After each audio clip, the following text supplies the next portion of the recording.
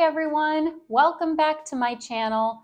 I'm Claire, your English teacher, and I'm a native speaker from the US, here to help you sound more natural and become more confident in English.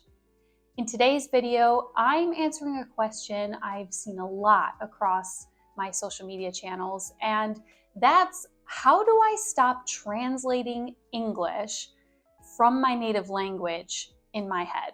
And I know this feeling.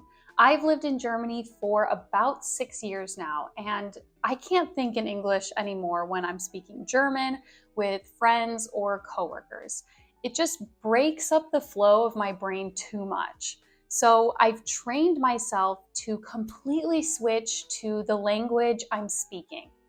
Even to the point where when I try to speak Italian, which I'm currently studying, I'll often accidentally say a German word for something instead of my native language, the English word, because my brain thinks, okay, foreign language, so it's used to thinking in German.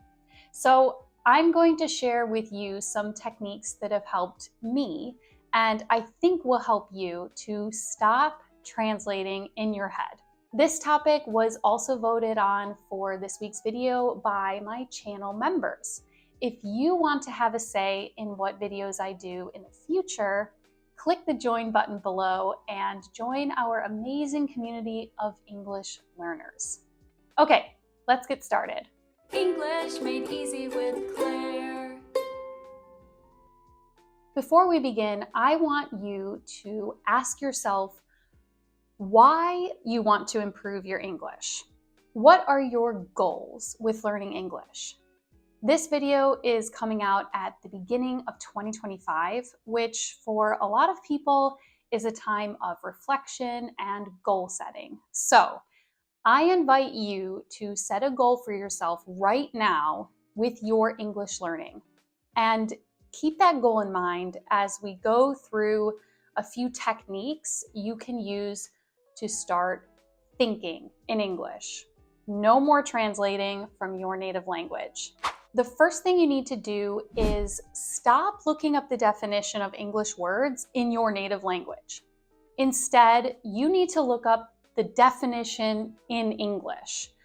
Why? Because this way you're giving your brain a chance to stay in English instead of jumping back to your native language. For example, if you look up the word excited, you'll see something like feeling very happy and enthusiastic.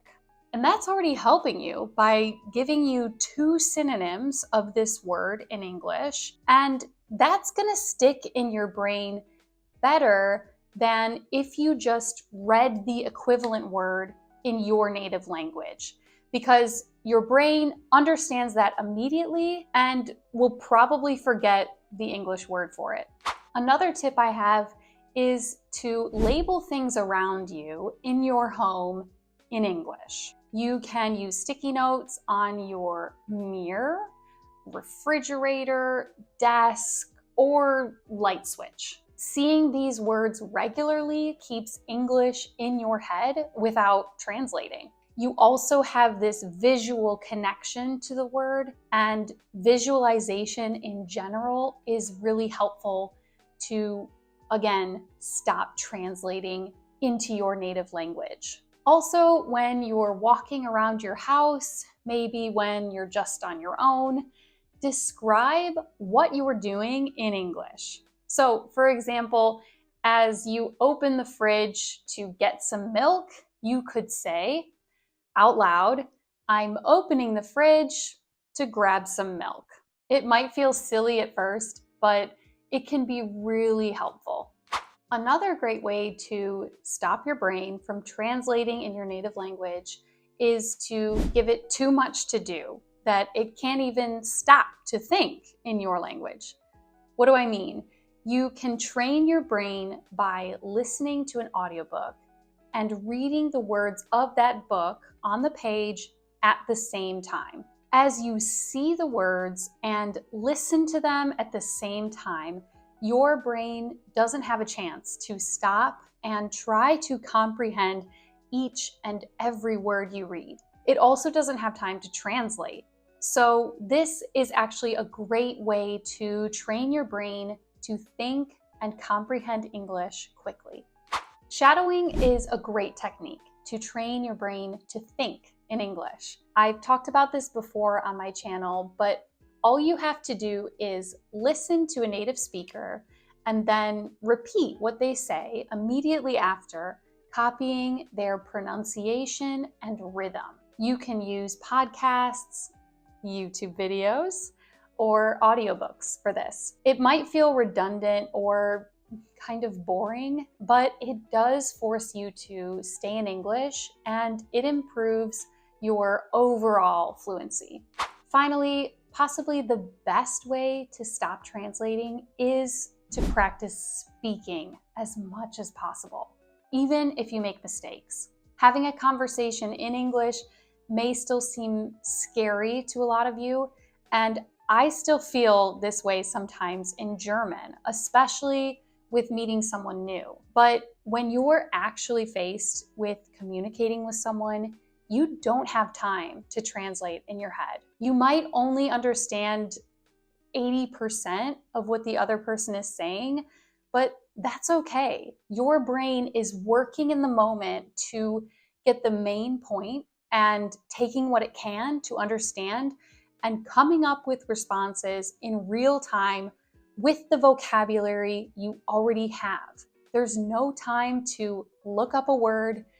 You have to use what you got. If you're thinking, that sounds great, but I don't have any opportunities to speak English with anyone, you know I got you. In the description below, I've linked SpeakDuo, where you can meet and speak with English learners and native speakers alike for speaking practice, and it's completely free to try. You can also use my code below to get a discount on any of their plans. I host a session there every week, so you can join live with me, and chances are the goal you set at the beginning of this lesson had something to do with feeling more confident and fluent in English. And speaking practice with others in real time is how you're gonna do that. And SpeakDuo is free to try, so why not? Oh, and here's a quick bonus tip. Change the language settings on your phone and social media to English. That way, English becomes part of your daily life and you'll start to think in English automatically.